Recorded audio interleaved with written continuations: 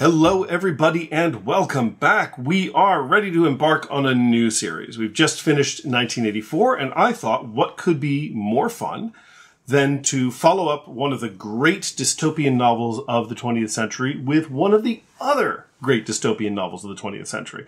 Now, that's not telling you much because there's been a lot of great dystopian literature of the 20th century. We could probably do an entire YouTube channel on that alone. But I wanted to put 1984 up against a book that it is often compared to. And that book is Aldous Huxley's Brave New World. So, that's what we're going to do. Original? Absolutely not. There are so many people who have put 84 against Brave New World. And we will do that. Right now I want to talk about Brave New World as its own thing, right? When we're done talking about Brave New World as its own text, we will then do a dystopia-off, where we'll look at Orwell's work versus Huxley's work, who was better, who was more interesting, who was probably right. So we'll get to that. That's a little while in coming. But for now, I want to talk about this book because for a few reasons. Number one, it's very good, so why not? Number two, it is another book that often really gets taught in high school, and kind of my little niche is high school English. So there's a lot to work from there. But again, like I said, it seemed to be a natural progression from 1984 to this. So we're doing it. So what do we need to know about Brave New World? As always, this first video is the big question. Why do this book? Well, for a few reasons. Number one, again, it is one of the big dystopian novels of the 20th century. It often does get compared to 1984, which is honestly a very good comparison, but it also kind of gets overshadowed by 1984 as well. And here's my thinking on this, and you can tell me if you agree or disagree. I find that dystopian literature generally falls into two camps. Those two camps are, this was done to us, and the other is, we did this to ourselves. And this was done to us would include something like 1984 or The Handmaid's Tale, right? These are dystopias where normal people would really rather not live like this, but some agency or some group or some mastermind basically decided this is what the world is going to be like, and you will have to live this way. The other, of course, is we did this to ourselves, which includes Brave New World, and I'm going to throw in Fahrenheit 451 on this as well, where people have decided to accept this new reality of theirs, that they prefer this new reality of theirs. There is a lot of overlap, in fact, between Brave New World and Fahrenheit 451. This is the world people want, and they have really no objections, and no one's looking to get out of it. So, and I think that this was done to us category, where we've got 1984, where we've got The Handmaid's Tale, seems to be more popular, I think, because people want to imagine that they would be fighting against it in some way, that they would be Winston Smith struggling to try and take down the party, or that they might be, there really is, Offglen, maybe, in Handmaid's Tale. There's not a lot of people resisting, but that you could resist. There is a force to be resisted, is my point, right? You can point to a government, the government of Gilead, the party of Oceania, and say, that is the problem, that group. And if they could be dealt with, then all of this would go away. People are less entranced by we did this to ourselves because there is no central agency running things. There is nobody pressuring people. There are no view screens or thought police making sure people conform. People want to conform. This is what they want. They want this world in which they live. And so how do you fight that? How do you battle that? How do you get people to stop wanting what's bad for them? And I think that is the politician's greatest difficulty in any government. How do you get people to stop wanting something that is fundamentally bad for them? I think that's probably why books like 1984 and The Handmaid's Tale are a little more popular, because as a reader, we might want to be able to imagine ourselves standing in opposition to the evil forces. As a reader of books, we did this to ourselves books, we now have to investigate our own mind and say, well, if I were part of this world, would I probably go along with the flow? And the answer is almost certainly yes. I mean, especially with Brave New World, but certainly with Fahrenheit 451. But anyway, so Brave New World. It is this futuristic story. It's about 300 and some odd years after I'm going to go with birth of Henry Ford. It never really establishes that. It is I don't say mechanized, it is a prescriptivist, deterministic world. A one world government which models itself on the conveyor belt, assembly line logic of Henry Ford and industrial engineering and industrial production. And it is a world where basically nothing matters. It's the thing. Nothing matters. People don't want what they cannot get. And while this does sound like a remarkable sort of Buddhist nirvana, it is not because they have trained themselves to not want what they cannot have. It is because they have been born that way, right? People don't have children. Mother is considered a dirty word. Embryos are artificially inseminated. They're grown in these vast factories and plants where they are modified depending on what is needed at the time, right? Some embryos are allowed to develop as we would consider normal. They are sent through the gestation plants and given boosts for their intelligence and their athleticisms. Some, however, we need people to be workers. We need people to do the drudge work. And so they are modified. They are maybe given some alcohol in their bloodstream. They're shaken up a bit. They're often very, very often, like, seriously cloned out. But every person who is decanted, because no one is born, but every person who is decanted into a caste that wants to do what it is, if that makes any sense. So if you're at the very top of the list, you're an alpha.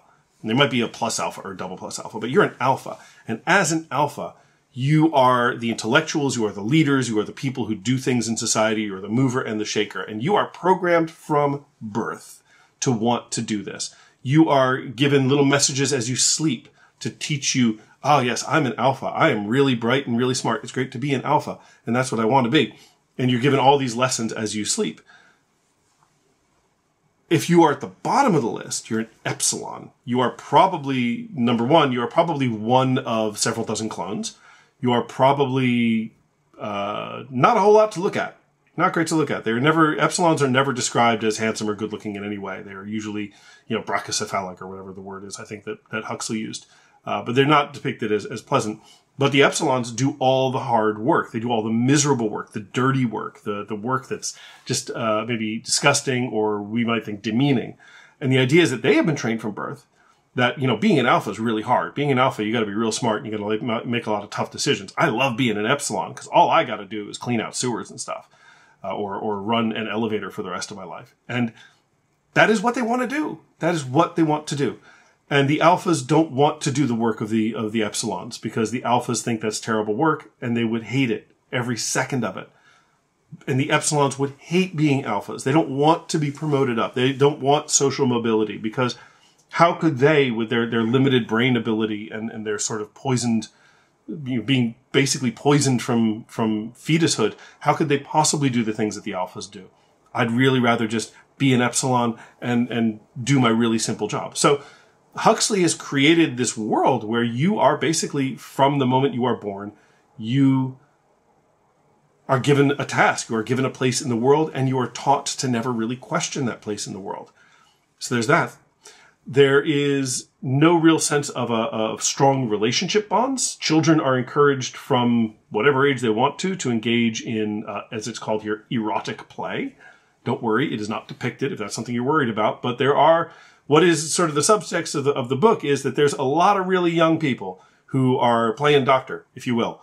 And the idea is that one of the phrases that gets repeated to you as you sleep is everyone belongs to everyone else. There are no husbands and wives. There are no boyfriends and girlfriends. Nobody has a really kind of dedicated relationship to another person. You just sleep with whoever you want to sleep with. And if you get bored of that person, you move on to someone else. And you know what? The person you moved on from, they don't care because you're not supposed to form attractions to people. You're not supposed to form bonds with people. You just go, and this is fun. We're having a good time. We're loving it. We're really enjoying ourselves. And all of the entertainment is entertainment for the five senses, the sensomatics, where you go to these big plays where they have scent dispensers, where you can smell things and you can feel the vibrations and you can hallucinate sort of directly into your mind what's going on in the story. And it is all very hedonistic. It's all very much the pursuit of pleasure without any kind of regret and pleasure without any real kind of connections. And nothing really matters for citizens of this world government. They don't want more, and they get everything they do want. So there's no real, all I could think of as I was reading it is just nothing really matters for these people. And so, of course, normally for a scenario like that, that would make for a very boring book, because one of the things about literature is you need conflict. You need a character to want something that they can't have, or else you don't really have a story. So we do have our characters. We have particularly Bernard Marx, who some people suspected he got a wee bit too much alcohol in his blood system as he was being decanted or bottled around. But he wants to be alone sometimes, which is, you don't do that. You don't be alone, right? You're supposed to always be with somebody. He wants to be alone. He wants things to matter. He wants to have big feelings, right? And in this world, if you start to have big feelings, there's this drug called Soma, which will pretty much take all those big feelings, flatten them out. And once you come out of your little Soma holiday, there's no hangover, there's no headache, none of that. You're feeling better. You're feeling back on an even keel. Whatever those big feelings you were feeling, they're gone, right? You know, even when somebody dies, you're trained from childhood, kids are brought to deathbeds and hospices to watch people die so that as they get older, death doesn't really matter anymore, right? And our genetic engineering and our science make sure that nobody really gets old or ugly. You just get to a certain age and you're still handsome and beautiful, and then you just die and your remains are burned and recycled and nobody cares because nothing matters. But Bernard Marx wants things to matter.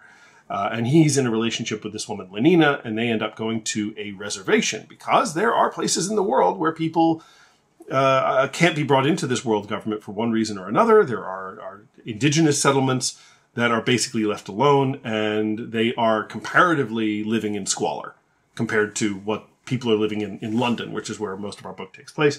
While they're there, they meet a young man named John, who is often also called the Savage. I will do my best to call him John throughout this because I find savage demeaning. But John and his mother, who in reality used to be citizens of London. She used to be a Soma using beta, and she got unfortunately lost on a reservation trip. She was pregnant of all the horrible things. She gave birth like an animal to this boy, John, who grew up very different from the other natives on the reservation. The other natives, of course, are very dark, and they have long cultural history living there. John is very pale in his blonde hair and all that. So he's an outsider the whole time. He ends up reading Shakespeare, and he talks in Shakespearean like aphorisms and quotes, which is great. They bring John back. John hates every second of it, tries to escape the world that he's in, and simply cannot, except, of course, for that one final escape, which, in the end, nobody cares about because nothing matters. So that is kind of the overarching plot of the whole book. And I think that idea, if of anything, that idea is what really caught me for this book, is the idea, what do you do when nothing matters? What kind of world is it where you get everything you want? Where nothing is kept from you, and the things that you can't have, you don't want them anyway.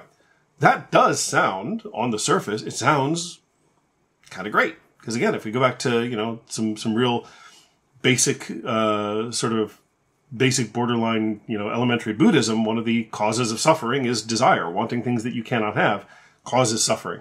And so this is a world that has basically eliminated suffering entirely. And it sounds on the surface really, really good, because who enjoys suffering? Nobody enjoys suffering. But when we get the point of view of John, when he shows up, and he starts to wonder, like, where are the passions? Where are the heroes? Where's the adventure? And Mustafa Mond, who is one of the world controllers, is like, we don't want that. That guy causes instability. And we realize that the reason the world is the way it is because that is a world that is stable. That is a world where there's no real problems. And again, on the surface, that sounds great because there's a lot of problems in the world. Wouldn't it be nice if a lot of those problems went away? But Huxley is basically looking at human nature. What does it mean to be a proper human being? And one of the things that it means to be a proper human being is that you kind of have to suffer a bit. You kind of have to not be able to get the things that you want. You kind of have to be able to want things that are beyond your grasp if you're going to be properly human.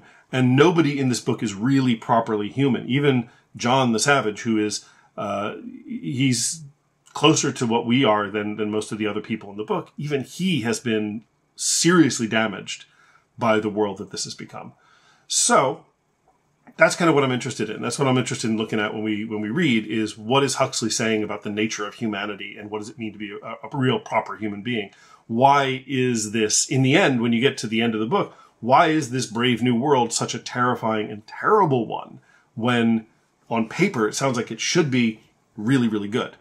Those are some of the things I'm interested in investigating. I'm interested, of course, in looking at his style. There's some weird writing things that Huxley does in a few places in the book. Not the whole book, but a few places. Chapter 3 is a very weird chapter. I kind of want to talk about that.